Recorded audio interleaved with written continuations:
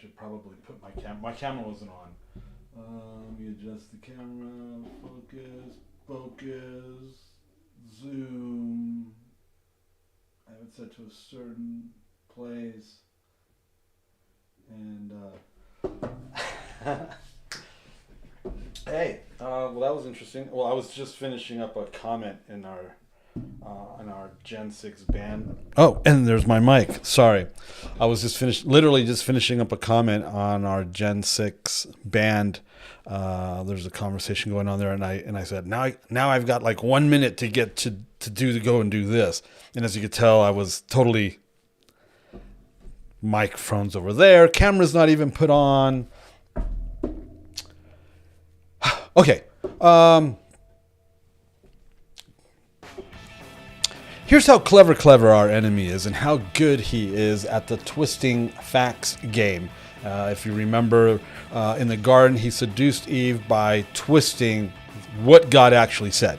Israel believed that Messiah would come, and he would come as a conquering lion of Judah and deliver them from, well, for example, when he did come, deliver them from Rome, right, and put them in their rightful place as rulers of the world or something like that, right? Instead, he came as a lamb, humble, and instead of creating a physical, earthly realm kingdom thing, he does this spiritual thing.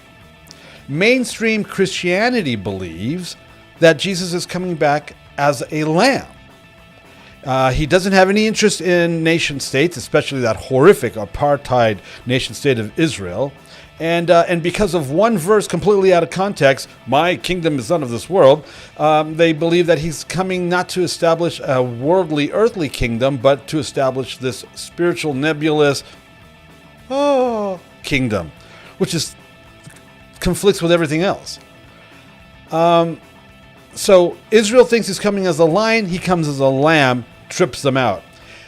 Mainstream Christianity thinks he's coming back as a lamb, but he's going to come back as a lion. Not only as a lion, but as the conquering lion of the tribe of Judah, slaughtering kings along the way as Israel's enemies, like mortal enemies.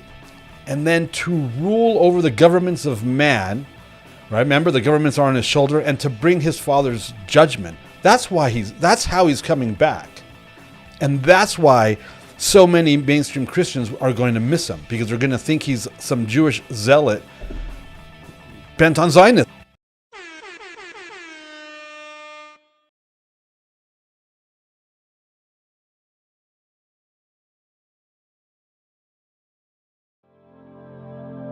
The views and opinions expressed during our broadcasts are solely those of the broadcast producers, hosts, and/or guests, etc., and are not necessarily the views or opinions of the Travelog Network, its sponsors, or affiliates.